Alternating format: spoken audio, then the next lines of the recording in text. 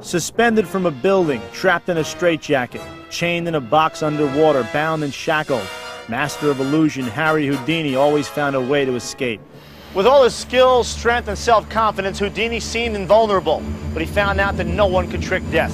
On this episode of Mysteries and Scandals, we'll relive the tragic mishap when Houdini's fearlessness proved fatal.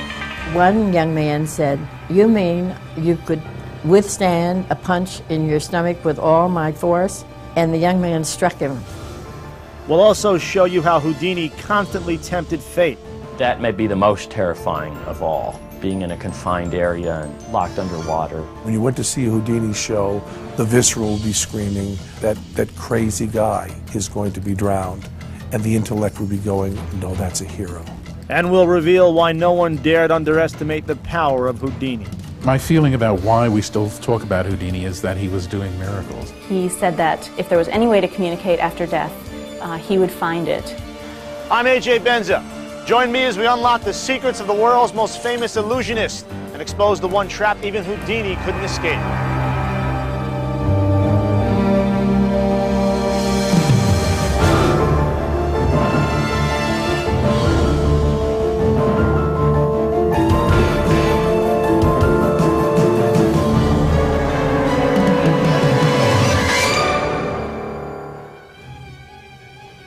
At the height of his career, illusionist Harry Houdini wowed audiences with his death-defying escapes. A typical stunt for Houdini had him tied up in ropes and suspended over a vat of flesh-eating acid. If anyone came through the door to help him, Houdini would plunge into the cauldron of doom. How's that for high drama? But even in his earliest days, Harry Houdini was well acquainted with adversity. Houdini was born Eric Weiss in Budapest on March 24, 1874. His poverty-stricken family immigrated to the United States when Houdini was 4 years old. Pulitzer Prize-winning biographer Ken Silverman. Houdini had a difficult childhood. I mean, his father was an unemployed rabbi. He had come to America and tried to get work in Appleton, Wisconsin. He had barely enough money for food and clothing. The rabbi and his wife Cecilia struggled to support their 7 children. Young Houdini did what he could to help earn money. Dorothy Young appeared on stage with Houdini in his later years. Young says that by the time he was 9 years old, Houdini was already a showman. He took his cap and went down to the village square of Appleton, Wisconsin, and he would ad-lib and do a few little tricks. Then he would go home. He placed all the coins in his hair and a few on his shoulder, and he went in carefully. He said, "Mom, shake me." And she took his shoulders and shook him, and all the coins fell to the floor. And he said, "See, Mom, God helps those who help themselves." In search of a better life, the Weiss clan moved to Brooklyn, New York in 1887. There, the 13-year-old Houdini discovered his true calling. His mother gave him a magic set when he was, I don't remember, 10 years old or something, as a reward for bringing money into the house. By the time he was 16, he was already doing magic, and by the time he was 18 or so, he was performing professionally. The first feat for Harry Weiss was to come up with a catchy name. He adopted the last name of French magician Robert Houdin and Americanized Harry to Harry. And presto changeo, Harry Houdini was created. Nancy Leschke is the spokesperson for the Houdini Historical Center in Appleton, Wisconsin. He started out as a pretty traditional magician in the vaudeville circuit and, performing at dime museums and theaters with other acts as part of a 10-act bill. While performing at Coney Island, 20-year-old Harry met a young singer, 18-year-old Bess Ranner. They were married 2 weeks later on June 22, 1894. Houdini's new bride soon joined his act just as he was starting to take off. Master illusionist Penn and Teller. Houdini's big progression was actually using the news as a stage. He did tricks that were designed not for how they looked on stage, but rather for how they'd look written up in print. He really caught on to what attracted the public's attention. He started something called a challenge act, and he would take handcuffs to the local police station or to the local newspaper office and have the officials from that institution bind him, and then he would, of course, escape every time. Well, almost every time. Once in New York, early in his career, a police sergeant who was patting him down thought that he saw something under Houdini's toes, and apparently there was some kind of small pick underneath his foot that maybe it squeezed between his toes. He didn't deal with the idea of magic at all. He dealt with the idea of trickery, of stunts. Celebrated magician Lance Burton. Houdini invented the whole idea, I think, of being an escape artist. He's the one that really made that into a big deal. I think he did that by hooking into people's emotions. It's not just a guy going in a box and then getting out of the box. It was a guy risking his life. By 1899, the tricks of 25-year-old Houdini became even more daring and bizarre. He went to an insane asylum, and he was allowed to watch an inmate in the asylum struggling inside a straitjacket, and he got the idea that it would make a good escape. He started presenting it hiding behind a cloth or in a small cabinet out of sight of the audience. But then he got the idea of doing it out in front of the audience, just on the stage, and letting them see how he got out. He was doing the straitjacket escape in his show, and he had this crazy idea of, why don't we hang Houdini upside down, downtown, out of a window, and thousands of people will gather around and watch this nut hanging upside down trying to get out of a straitjacket. The most important fact about a straitjacket escape is it's easier to do upside down. Much easier to do, because you have the weight of your arms, helps you pull it up over your head. But to Houdini's fans, the straitjacket stunt appeared life-threatening. The snow job of the straitjacket escape hanging up high is really phenomenal. What difference does it make whether you're 6 inches off the ground or whether you're 200 feet off the ground? If you're completely secured in place, you're trying to get out of a straitjacket, it makes no difference at all. Crowds obviously loved Houdini. I mean, from newspaper accounts that we have, the applause was always thunderous, and people shouted and waved their hats. Hanging in a straitjacket over Times Square for a nation of immigrants, saying, "I defy the jails of the world to hold me." There's nothing more American than that. Calling oneself an escape artist, self-liberationist, is just the most purely patriotic American thing we could possibly have. A true hero. So what does a hero do for an encore? Well, in Houdini's case, he turned his already dangerous tricks deadly. Coming up, how did this master illusionist try to defy the laws of nature?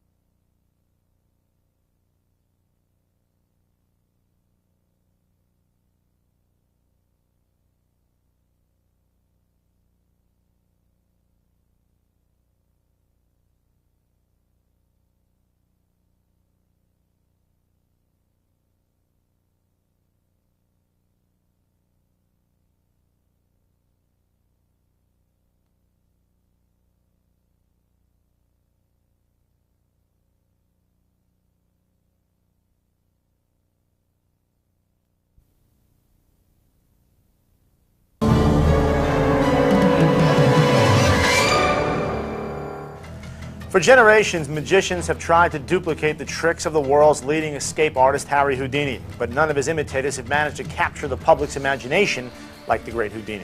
In 1908, the 34-year-old illusionist elevated the danger of his stunts to a new, death-defying level.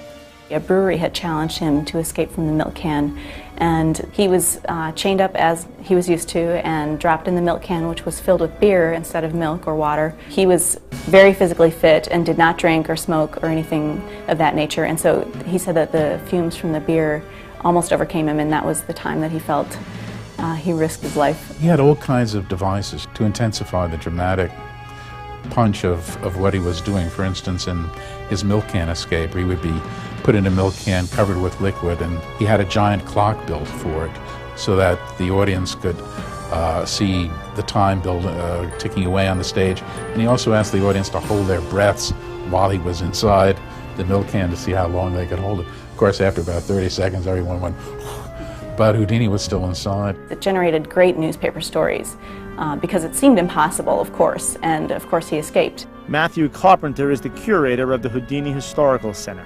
There's certainly a very interesting myth built up around this man, and in that way he's an incredible American self-promoter. One of my favorite Houdini stories is that when he was asked to write an entry on magic for the Encyclopedia Britannica, he wrote his entry on the history of magic. Only one magician is mentioned in it.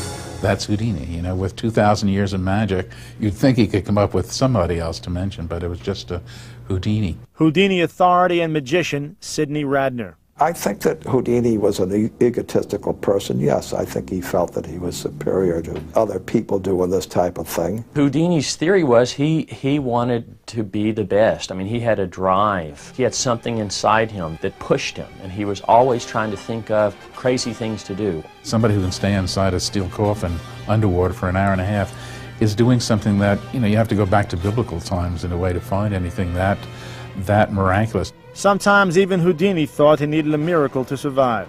His tricks always worked. On the other hand, he was always getting beaten up. I mean, he was always getting mangled.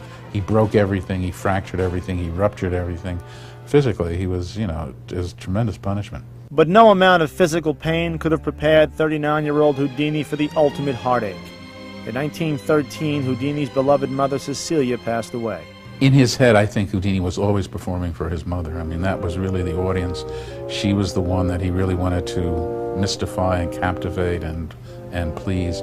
And her death was very, very, very tough for him. Houdini couldn't bear to let his mother go. He started attending seances and visiting mediums in a sincere effort to contact his mother and see if there was any way to communicate with her after her death. Harry Houdini desperately wanted to unlock the gate between here and the hereafter. But could Houdini find a way to contact the dead? Just ahead, how the King of Illusion battled psychic phonies, and why even the great Houdini could not escape his tragic fate.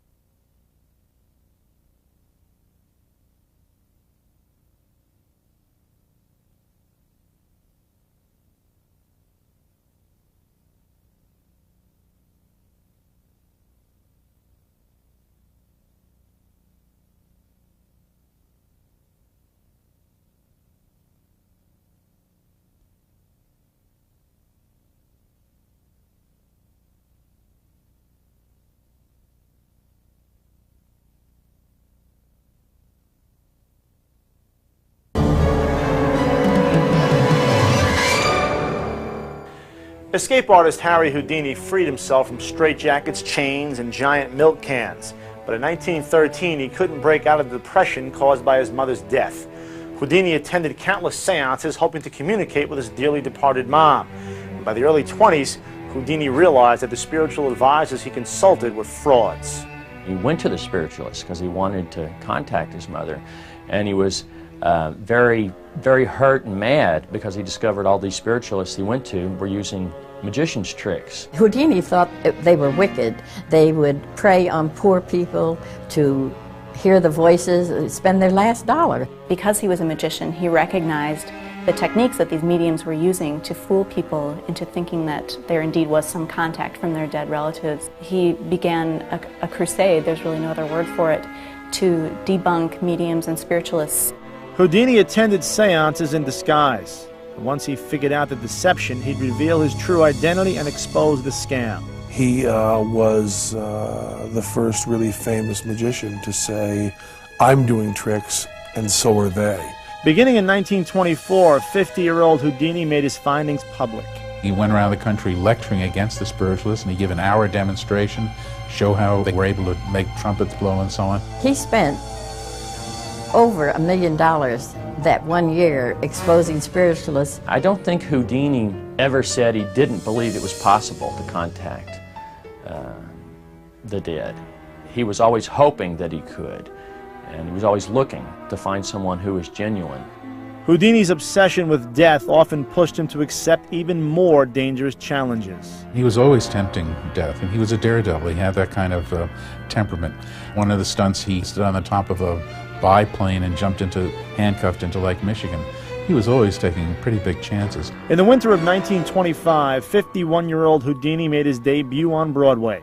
Audiences were thrilled to see his death-defying stunts. The most spectacular individual trick, if you want to call it that Houdini presented in his career was the Chinese water torture cell. They had this large cabinet filled with water, and they would tie his ankles and his hands and lift him head first down into the cell. When Houdini is put into that, there is a big feeling of, oh no, he's going to die, he's going to suffer, this is going to be miserable. But then he gets out okay. And that's when you know it's been art. But in many ways, Houdini's art was torture. He suffered countless injuries on stage, from broken bones to internal bleeding. Still, Houdini continued to push himself. And finally, in the fall of 1926, the 52-year-old illusionist faced the reality of his failing health. He was performing in Canada at the time that he first became sick.